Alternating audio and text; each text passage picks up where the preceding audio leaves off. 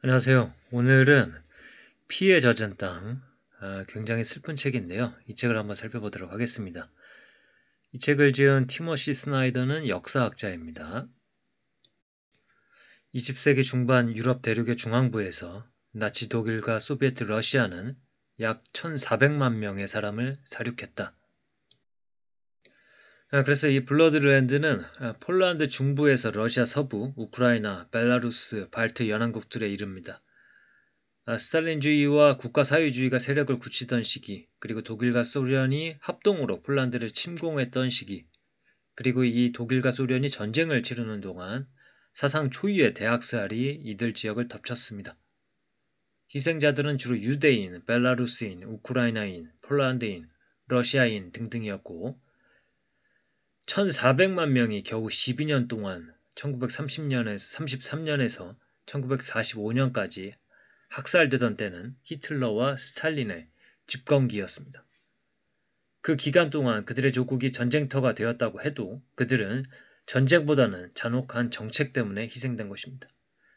1,400만 명의 희생자는 모두 소련 또는 나치의 사륙정책으로 생명을 잃었으며 그 둘 사이의 전쟁으로 숨진 것이 아니다. 심지어 그들의 4분의 1은 2차 세계대전이 시작되기도 전에 죽어갔다. 그래서 이것은 우크라이나에서 일어난 비극을 묘사를 하고 있습니다. 히틀러와 스탈린은 베를린과 모스크바에서 권좌에 올랐으나 그들의 혁신 비전은 그 둘 사이에 놓인 모든 땅에 걸쳐 있었다. 그들이 통제하려는 유토피아는 우크라이나에서 겹쳤다. 히틀러는 1918년에 독일이 잠시 지배했던 우크라이나 곡창지대의 식민지를 잊지 않고 있었다. 그 직후에 자신의 혁명을 우크라이나에서 실행한 스탈린은 그 땅을 히틀러와 거의 같은 시각에서 바라봤다. 그 농토와 농민은 현대 산업국가를 만들기 위해 최대한 쥐어짜야 할 대상이었다. 그래서 우크라이나인들에게는 고통의 연속이었다. 스탈린과 히틀러가 권좌에 있었던 세월 동안 블러드랜드의 다른 어떤 지역에서보다 또한 다른 유럽 지역, 나아가 세계 다른 어느 곳에서보다 우크라이나에서 많은 사람이 죽어갔다. 그래서 이제 부농들, 부자인 농부들은 강제 추방했고요. 그리고 나머지 농장에 대해서는 집단화를 진행을 했습니다. 그렇게 해서 1931년 가을이 되자 첫 번째 집단 수확의 실패는 명확해졌습니다. 원인은 여러 가지였다. 날씨가 나쁘고 해충도 문제였고 농민이 가축을 팔거나 도살해 동물 이용도 제한되었다. 트랙터를 이용한 생산도 예상에 훨씬 못 미쳤다. 우수한 농민들은 추방당했다. 파종과 수확도 집단화 때문에 지장을 받았다. 그리고 땅을 잃은 농민은 열심히 일할 이유가 없었다. 1931년 소련령 우크라이나는 수확량의 절반 이상을 빼앗겼다. 많은 집단 농장에서 징발 목표량을 달성하는 유일한 방법은 종곡, 그러니까 씨앗으로 쓸 곡식마저 넘기는 것이었다. 1931년 말이 되자 이미 수많은 농민이 굶주리기 시작했다. 1932년 초반이 되자 종곡조차 없는 그들은 가을 곡식을 심을 수조차 없었다. 그래서 이 집단화로 인해서 생산성이 많이 떨어졌는데 이 스탈린은 이 굶주림을 부정을 했습니다. 그리고 낮은 수확량이 예상되는 가운데서도 이 달성량을 채우라고 계속 강요를 했죠. 그러나 어쨌든 이 집단화가 실패했기에 그 곡물 목표량을 달성할 수는 없었고 이 수확량이 형편없었습니다. 그런데 이 곡물 목표량을 달성하지 못한 집단 농장은 즉각 일반적인 한 달 할당량의 15배를 내야 했습니다. 그래서 이 1933년 초반에 우크라이나에서 굶주림이 맹위를 떨칠 때 스탈린은 농민이 도망치지 못하도록 국경을 봉쇄하고 또 이 농민이 구걸하지 못하도록 도시를 폐쇄했습니다. 그래서 이 굉장히 슬픈 장면 중에 하나인데요. 페드로 벨디라는 사람은 죽음을 예감한 날 안간힘을 써서 고향 마을을 기어다녔습니다. 다른 마을 주민들이 어디 가냐고 물어봤는데 그는 자신을 매장하러 묘지로 가는 길이라고 했다. 그는 낯선 이들이 자신의 몸을 구덩이까지 끌고 가길 원치 않았다. 그래서 자기 무덤을 미리 파두었지만 묘지에 도착했을 때는 다른 시체가 이미 그곳에 있었다. 그는 다른 무덤을 팠고 몸을 누인 다음 죽기를 기다렸다. 이 한 인구 추계를 보면은 우크라이나에서 약 250만 명이 굶어 죽었던 것으로 보입니다. 소련이 해체된 뒤 독립한 우크라이나에서 실시한 또 다른 인구 추계에 따르면 이 사망자 숫자는 390만까지 올라갑니다. 어쨌거나 우크라이나에서 굶주림과 그와 연관된 질병으로 최소 330만 명이 죽어갔으며 이 소련 전 영역에서 그와 비슷한 숫자의 우크라이나계가 죽어갔음은 분명하다. 그 다음에 폴란드입니다. 전후에 생겨난 다른 어떤 국가보다 폴란드는 동유럽의 세력 판도를 바꿔놓았다. 강대국이 되기에는 모자랐지만 그 어떤 강대국의 팽창 정책이라도 펴기에 걸림돌이 될 만큼의 큰 영토를 갖고 있었다. 100년 이래 처음으로 러시아와 독일을 분리하는 나라였던 것이다. 폴란드의 존재 자체가 러시아와 독일 세력 사이에서 완충 역할을 했고 따라서 모스크바와 베를린 모두 이 나라를 눈의 가시로 여겼다. 그래서 독일이 먼저 쳐들어가게 됩니다. 독일의 공포가 하늘에서 내려왔다. 1939년 9월 1일 새벽 4시 20분 폴란드 비엘룬시 한복판에 돌연 폭탄이 쏟아져 내리기 시작했다. 그 어떤 사전 경고도 없이 이루어진 공습이었다. 그 다음에 이제 그 소련이 또 폴란드를 쳐들어오게 됩니다. 이 50만의 소련군은 거의 무너지기 직전에 있던 군대와 싸우기 위해 이미 제대로 된 방어조차 이루어질 수 없었던 폴란드 국경을 넘은 것이다. 소련군은 독일군과 만나 서로의 경계를 정했고 심지어 서로의 승리를 축하하는 파티를 벌이기도 했다. 그리고 나서 독일이 다시 이제 1941년 6월 22일 소련을 공격하게 됩니다. 그리고 나서 이 폴란드와 소련의 관계는 갑작스럽게 이제 어제의 적에서 오늘의 동맹으로 변하게 됩니다. 그들은 이제 독일이라는 공동의 적과 싸우고 있었다. 그러나 그것은 꽤나 불편하고 어색한 상황이었다. 왜냐하면 앞선 2년 동안 소련은 50만에 달하는 폴란드인을 탄압한 자들이었다. 이들 손에 약 31만 5천 명이 강제 이주를 당하고 11만 명이 넘는 수가 체포당했으며 3만 명이 처형, 2만 5천 명을 웃도는 사람들이 수용소에서 목숨을 잃었다. 이 동맹국으로서 독일과 소련은 1939년 9월에서 1941년 6월 사이 추정상 20만 명의 폴란드인을 살해했고 약 100만 명을 삶의 터전에서 쫓아냈다. 폴란드인들은 앞으로 몇 달 또 몇 년 내에 수만 명이 죽음을 맞이할 소련 강제 수용소와 아우슈비츠로 끌려갔다. 독일이 점령한 지역에 있던 폴란드 유대인들은 개토에 갇힌 채 언제 어떻게 들이닥칠지 모르는 운명을 기다리고 있을 수밖에 없었다. 물론 그들에 앞서 이미 수만 명의 유대인이 배고픔과 질병으로 세상을 떠난 터였다.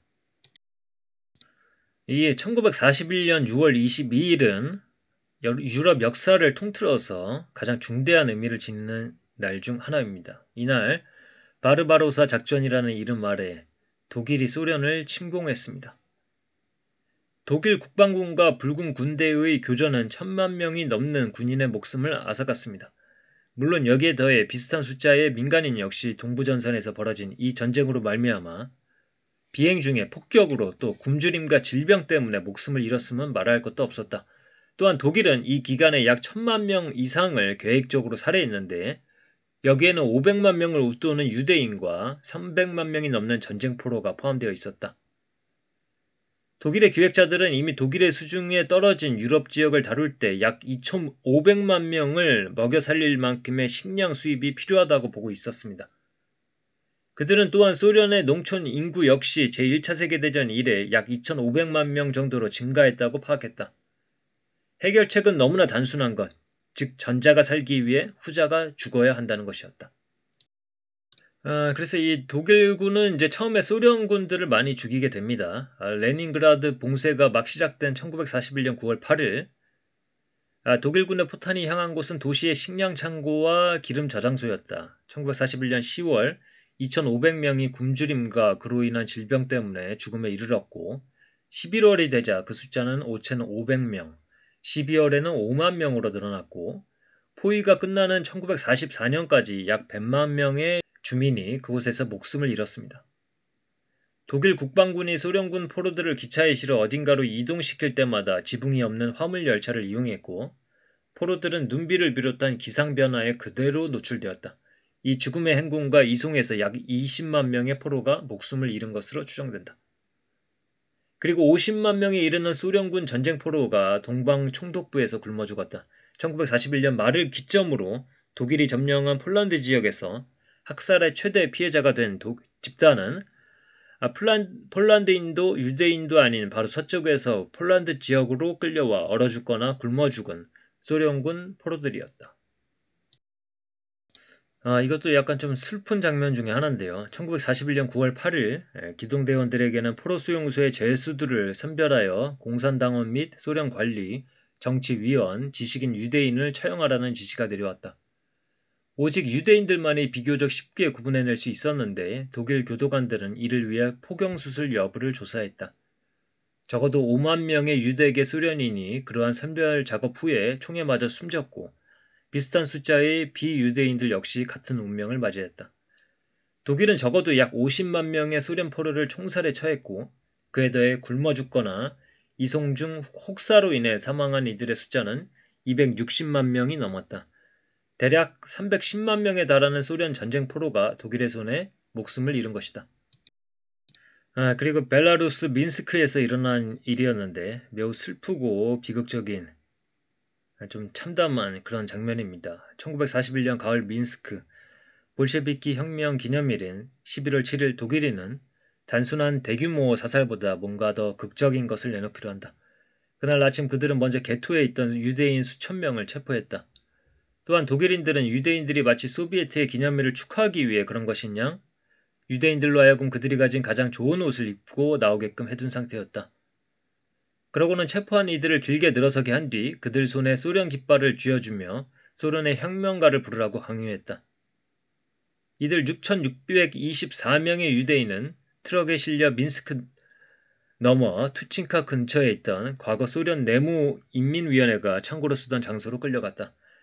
그날 저녁 고된 강제노동을 마치고 돌아온 유대인 남성들은 자신들의 가족 모두가 어딘가로 사라지고 없다는 사실을 발견했다. 그들 중 한 사람의 말을 들어보자. 그곳에는 우리 가족 8명, 아내, 아이 셋, 나이 드신 어머니, 내 형제들 가운데 나를 제외한 그 누구도 남아있지 않았다. 1941년 당시 소비에트 벨라루스 땅에 있던 900만 명 중 약 70만 명의 전쟁포로, 50만 명의 유대인, 빨치산으로 몰린 32만 명을 포함한 약 160만 명이 전장과 관련 없는 지역에서 독일인들 손에 목숨을 빼앗겼다. 몰로토프-리벤트로프 라인 서쪽에서 벌어진 핵심 학살 작전은 바로 라인하르트 작전으로 이를 통해 1942년 베우제츠, 소비브르, 트레블링카 등지에서 약 130만 명의 폴란드 유대인이 독가스 중독으로 숨을 거두었다.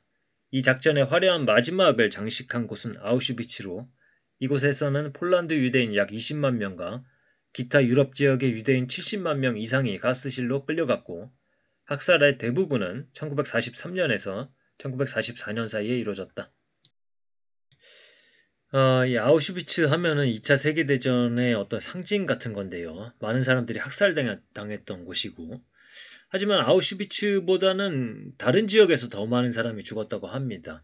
아우슈비츠는 홀로코스트의 정점이었고 그것이 최고조에 이른 시기는 이미 독일의 손안에 있던 소련 및 폴란드 유대인 대다수가 목숨을 잃고 난 뒤였다. 홀로코스트를 통해 100만 명가량의 소련 유대인이 사망하고 아우슈비츠에서 죽은 인원은 이들 전체의 1%에도 미치지 못했다. 폴란드 유대인은 홀로코스트에서 약 300만 명이 숨졌으며 이들 중에 아우슈비츠에서 살해당한 이들은 고작 7%밖에 되지 않는다. 몰로토프-리벤트로프 라인 동쪽에서는 거의 130만 명의 유대인이 대부분 총에 맞아 숨을 거두었고 또 다른 약 130만 명의 폴란드 유대인은 라인하르트 작전 당시 독가스로 살해당했고 이들과 별개인 35만 명 역시 독가스 중독으로 사망했다. 분명 아우슈비츠가 홀로코스트의 주요 장소이긴 하지만 학살된 유대인의 대략 6명 중 1명이 그곳에서 죽었다. 그러나 아우슈비츠의 살인공장은 마지막으로 가동했던 살인공장이며 사람을 죽이는 기술을 최고 수준까지 발휘한 시설이 아니었다. 가장 효율적인 총살부대나 아사 정책이 사람들을 더 빠르게 죽일 수 있었다. 트레블링카도 아우슈비츠보다 속도가 빨랐다. 아우슈비츠는 유럽에서 가장 큰 규모의 유대인 집단인 폴란드 유대인과 소련 유대인을 학살하는 주된 장소도 아니었다. 독일 점령 상태에서 대부분의 폴란드계, 소련계 유대인은 아우슈비츠가 주요 살인공장이 되기 전에 이미 학살당한 상태였다. 비르케나우의 가스실과 화장 복합시설이 1943년 봄에 자리 잡았을 때, 그러니까 아우슈비츠를 말하는 겁니다. 홀로코스트에서 희생된 유대인의 4분의 3 이상은 이미 죽은 상태였다. 그래서 소련과 나치 체제의 손으로 의도적으로 살해된 수없이 많은 사람의 90% 이상은 비르케나우의 가스실이 가동하기 시작할 무렵 이미 끝장나 있었다. 아우슈비츠는 죽음의 푸가의 코다밖에 안 되었다. 그러니까 마지막 장면이었다라는 거죠. 이제 바르샤바로 가보겠습니다. 이 독일인들이 유태인들을 몰아넣고 있었던 이 게토, 이 지역을 습격하게 되는데요. 이 1943년 4월 19일은 유월절 전날이었고 다가오는 25일 일요일은 부활절이었다. 폴란드 시인 체스와프 미워시는 자신의 시 꽃밭에서 게토한 유대인들이 싸우고 또 죽어가는 동안 장벽 너머 크라신스키 광장에서는 사람들이 회전 목마를 타고 있던 당시 기독교 축일의 상황을 떠올리고 있다. 미워시의 말을 들어보자. 그때 나는 죽음의 고독함을 떠올렸다. 게토 반란 기간 내내 회전 목마는 돌고 또 돌았고 그것은 고립된 유대인의 상징이 되었다. 게토 장벽 너머 폴란드인들이 삶 그리고 웃음을 누리던 그 순간 유대인들은 자신들의 도시에서 죽어가고 있었다. 많은 폴란드인은 게토한 유대인들의 상황에 관심을 두지 않았다. 물론 또 다른 이들은 그렇지 않았고 누군가는 이들을 돕고자 했으며 몇몇은 이를 실행하다가 목숨을 잃기도 했다. 그리고 나라가 힘이 있어야 한다. 그런 것을 많이 느꼈던 장면인데요. 바르샤바 게토 반란이 일어나기 딱 1년 전 폴란드 국내군은 영국과 미국의 폴란드 유대인을 상대로 저지른 가스 학살에 대해 이미 전달한 상태였다. 하지만 서방 동맹국들은 아무런 조치도 취하지 않았다. 폴란드 정부는 동맹들에게 유대인을 포함한 폴란드 국민을 대상으로 한 대량 학살에 맞서 독일 민간인을 공격 대상에 넣어야 한다고 강력히 주장했다. 또다시 영국과 미국은 어떠한 움직임도 보이지 않았다. 폴란드 대통령과 바티칸 폴란드 대사는 교황을 찾아가 유대인 대량 학살에 대해 공개석상에서 이야기해 줄 것을 역설했지만 이 역시 아무런 성과도 거두지 못했다. 서방의 연합군 중에 오직 폴란드 당국만이 유대인 학살을 멈추기 위한 직접 행동에 나섰을 뿐이다. 이 바르샤바 게토에서 파악할 수 없는 수의 유대인들이 불타 죽거나 벙커 안에서 스스로 목숨을 끊었고 약 5만 6,065명이 사로잡혔다. 이들 중 약 7,000명은 그 자리에서 사살당했으며 6,929명 이상이 트레블링카로 보내졌다. 그 밖에 나머지 대부분은 강제수용소에서 노동자원으로 쓰일 것이 결정되었다. 이 게토의 반란이 의미가 있을까요? 어떤 지배적인 적군이 쳐들어왔을 때 그들에게 소량의 타격을 줬을 때 그들이 복수를 하게 되고 더 큰 피해가 아군에게 있을 수 있을 때 그런 행위가 올바른 것이었는가? 저는 그것이 의미가 있다라고 생각을 합니다. 그래서 이 구절에 많이 동감을 했습니다. 폴란드 국내군 사람들 사이에 유레크로 알려진 아리에 빌레드는 폴란드 국내군과 유대 전투단 사이를 이어주는 중요한 연결고리였다. 그는 바르샤바 게토 반란 와중에 목숨을 잃었지만 죽기 전 그가 동료 폴란드인들에게 전한 중요한 메시지는 전설 그 자체였다. 이내 폴란드 국내군이 인정하고 또 공표할 게토 유대인 레지스탕스의 모습을 전한 이가 바로 그였다. 여기에 따르면 게토 봉기는 단순히 유대인들의 생명을 보호하는 것이 아니라 인간의 존엄성을 지키려는 투쟁이었다. 이것은 폴란드 낭만주의의 언어로 받아들여졌다. 즉 누군가의 행동은 그것이 가져온 결과보다는 의도로 판단해야 하고 희생은 고결한 것이며 자신의 목숨을 희생하는 것은 영원히 존경받을 고결함의 극치라는 것이다. 때로는 과장되거나 때로는 망각되는 이 빌레드의 메시지의 핵심은 바로 바르샤바 유대인 레지스탕스 문제는 유대인의 존엄성 뿐만 아니라 누군가는 더 애를 썼고 또 다른 누군가는 그렇지 않았던 폴란드인, 영국인, 미국인을 포함한 인류의 전체의 존엄성에 관한 문제라는 것이었다. 그리고 이제 1943년 4월에 게토 봉기가 있었고 약 1년 후인 1944년 8월 바르샤바 봉기가 있었는데 더 많은 유대인이 참여를 하게 됩니다. 8월 5일 게토 폐허에 진입한 폴란드 국내군 병사들이 이 바르샤바 강제수용소를 공격해 유대인들을 구출하게 됩니다. 그리고 뉴욕에서 해방된 유대인 상당수가 자신들이 수용소에서 입고 있던 옷과 나무 신발을 신은 채 폴란드 국내군에 합류했고 어느 국내군 병사의 기억에서처럼 삶과 죽음에 초연한 듯 독일에 맞서 싸우기 시작했다. 그러나 이 바르샤바 봉기는 성공을 하지는 못합니다. 러시아의 스탈린이 적극적으로 도와주지 않았다라는 말도 있고 사실은 독일군에 가로막혀서 바르샤바 쪽으로 진입을 못했다라는 소리도 있고 어쨌든 이 바르샤바 봉기 기간 중에 8월에서 9월에만 폴란드인 비전투원 약 15만 명이 독일인들 손에 목숨을 잃은 것으로 보인다. 비슷한 숫자의 비유대 폴란드인들이 강제 수용소에서 게토 내부 처형지에서 혹은 전투 과정에서 폭격으로 사망했다. 대체로 보면 전쟁 전 약 130만 명의 인구를 자랑하던 도시에 주민 절반가량이 죽음을 맞이한 것이었습니다. 이 1945년 4월 달이면 소련이 베를린으로 밀고 올라가고 히틀러가 자살을 하게 되니까요. 전쟁 막바지로 올라들어가게 됩니다. 이 바르샤바 봉기는 한 세대의 가장 영리하고 용감한 사람들 다수를 사라지게 만들었고 이에 더 이상의 저항을 너무나 어렵게 만들었다. 그러나 그것은 또한 몇몇 명석한 지휘관이 예상했듯이 미국과 영국이 스탈린의 무자비함에 주목하도록 만들었다. 이 폴란드 국내군에 대한 스탈린의 냉소적 대우는 동맹 영국과 미국을 대놓고 모욕하는 것이었다. 이 바르샤바 봉기는 이런 점에서 제2차 세계대전이 마무리될 때 찾아올 대립의 시작점이었다. 그래서 이제 이 바르샤바 봉기가 성공으로 끝나지 못하고 사실 자신들의 힘으로 이제 해내려고 했지만 그것을 못했고 결국에는 소련이 이 독일군을 이제 몰아내게 되고 이 폴란드와 바르샤바는 소련의 영향하에 들어가게 되는 것이죠. 그래서 이 책의 연구는 나치와 소련 체제를 하나로 유대인사와 유럽사를 하나로 각 국민의 역사를 하나로 묶어서 살펴보고 있습니다. 이 극우인 나치 독일과 극좌인 스탈린의 소련은 다른 체제였을지는 모르지만은 그 체제를 움직이는 사람들, 그 사람들의 심리는 상당히 엇비슷했다. 스나이더가 분노를 억누르며 숱하게 언급하듯 사람을 사람이 아닌 숫자로 보고 나름의 이상을 실현하기 위한 작은 희생을 아무렇지 않게 여기며 지도자나 당의 뜻이라면 상식에 아무리 어긋나는 일이라도 서슴없이 해치우고 유사 종교와 비슷한 열정 및 신념을 유지하기 위해서는 말도 안 되는 목표 변경, 또 위에서든 아래서든 버젓이 실행하는 등등의 사고방식과 행동은 현대 민주국가에서는 상상하기 어려운 것들 아닌가. 이 소련과 나치 독일 모두에서 유토피아가 비전으로 제시가 됐고 현실과 타협하고 대량 학살로 실행이 되었습니다. 다시 말해서 원래의 유토피아가 실현 불가능하다고 판명되었을 때 대량 학살 정책을 실질적인 승리로 대신 내세웠다.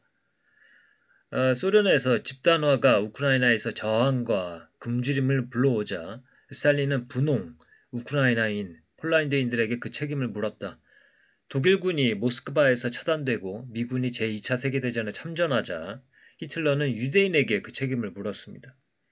스탈린은 집단화를 선택하고 히틀러는 전쟁을 선택했습니다. 그러나 그들과 그들의 동료에게 그런 선택의 결과 빚어진 최악의 상황을 다른 누군가에게 떠넘기는 것은 매우 쉬운 일이었습니다. 스탈린은 우크라이나의 기근과 분홍 및 소수민족의 대량 총살을 정당화하는 식으로 원래의 비전을 뒤틀었고 히틀러 역시 모든 유대인의 사살과 가스 학살을 정당화하는 식으로 비전을 바꿨다.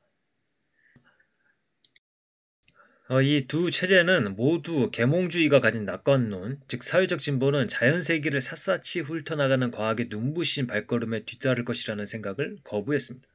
히틀러와 스탈린 두 사람이 받아들인 것은 19세기 후반에 수정된 다윈주의로 이에 따르면 진보는 가능하지만 그것은 오직 인종 혹은 계급 사이의 폭력적 투쟁의 결과로만 나타날 수 있는 것이었습니다. 따라서 폴란드의 상층 계급을 말살한다거나 원래 폴란드인들은 인간 이하의 존재인데 감히 그에 맞지 않게 높은 수준의 교육을 받은 계층을 파괴하는 것은 정당한 일이었다. 그래서 이제 글쓴이의 말을 한번 보겠습니다. 최종적으로 이야기를 하는 건데요. 각각의 사망 기록은 하나의 독특한 삶에 대한 그 존재를 제시하지만 내용을 설명해 주지는 못한다. 우리는 죽은 이의 숫자를 셀 뿐만 아니라 죽은 이 한 명 한 명을 개인으로 취급해야 한다. 대규모 학살의 심층 조사를 실시한 경우는 홀로코스트로 570만 명의 유대인이 죽었고 그 가운데 540만 명이 독일의 손에 죽은 것으로 파악된다. 그러나 이 숫자도 다른 숫자들과 마찬가지로 다만 추상적인 570만으로 여겨져서는 안 된다. 하나의 570만 배로 여겨져야 한다. 그것은 뭐랄까 한 사람의 유대인이 570만 번 죽었다는 식의 의미가 아니다. 셀 수 없이 많은 사람이지만 그럼에도 불구하고 그들의 삶은 하나하나 기억될 가치가 있다는 것이다. 나치와 소련 체제는 사람들을 숫자로 바꿔버렸다. 그들 중 일부는 단지 추정치가 되어버렸고 나머지 일부는 우리의 정밀한 추계를 통해 복원될 수 있다. 우리 학자들로서는 이 숫자들을 찾고 이를 통해 일정한 전망을 내놓아야 한다. 우리 인간의 마음을 가진 우리로서는 그런 숫자들을 사람들로 돌려놓아야 한다. 우리가 그럴 수 없다면 히틀러와 스탈린은 단지 우리의 세상을 마구 뜯어 고쳤을 뿐만 아니라 우리의 인간성마저 개조했다는 뜻이 되리라. 그 다음에 옴기니의 말입니다. 이 땅 역시 끔찍한 피해에 젖은 땅이 되는 일이 없도록 깨어있고 스스로 생각하며 연대하며 협력하는 시민이 되는 것. 그리고 처음부터 끝까지 존엄하고 특별한 자기 자신, 개인으로 남는 것. 그것이 아렌트의 공포에서 스나이더의 분노를 배운 우리가 가져야 할 목표가 아닐까 한다. 이 책을 읽고 나서 이제 저의 생각을 한번 정리를 해봤습니다. 목불인견이라고 하는 말이 있죠. 눈을 뜨고 차마 볼 수 없다라는 뜻입니다. 비록 제가 책을 읽으면서도 이 글자로 읽었지만 이 책을 읽으면서 느낀 저의 감정입니다. 책으로 읽는 것이 어찌 현실에 비할 수 있겠느냐마는 책에는 정말 마음 아픈 장면들이 많았습니다. 그리고 이 무력한 인간 이성에 대해서 낙담을 하기도 하고요. 전체주의에 대한 분노를 느끼기도 했습니다. 그래서 어쨌든 우리의 공동체를 어떻게 지킬 것인가? 일단은 민주주의를 지켜서 우리 안에 괴물들이 탄생하지 않도록 해야 하고 경제력과 국방력 등의 힘을 길러서 밖에 존재하는 괴물들에게 먹히지 않게 해야 하지 않을까? 이런 생각을 한번 해봤습니다. 그 다음에 가장 슬픈 장면이라고 할 수가 있겠는데요. 이 장면을 마지막으로 오늘의 내용을 마치도록 하겠습니다. 이 우크라이나에서 굶주림이 이제 성행을 했을 때 식인 행위가 가끔씩 발생을 했습니다. 이 우크라이나인들이 식인 행위를 그럴 수도 있지라고 한 적은 한 번도 없었다. 기근이 절정에 달했을 때조차 어쩌다 식인 행위가 벌어졌음을 알면 마을 사람들은 극도로 분노했고 혐의자들을 마구 때리며 불더미에 던져버리곤 했다. 식인의 유혹에 지지 않은 사람이 대부분이었고 대체로 고아들이란 자기 자식들을 먹기를 거부하고 죽어간 부모들의 아이였다. 그러나 다른 경우에는 부모가 자식들에게 우리가 죽으면 우리 몸을 먹거라 라고 말했다. 우크라이나의 아이들 가운데 이런 말을 자기 동생들에게 해야만 했던 아이는 한둘이 아니었다. 엄마가 그랬어. 돌아가시면 엄마를 먹어야만 한다고. 그것은 범죄가 아니었다. 사려 깊음 그리고 사랑이었다.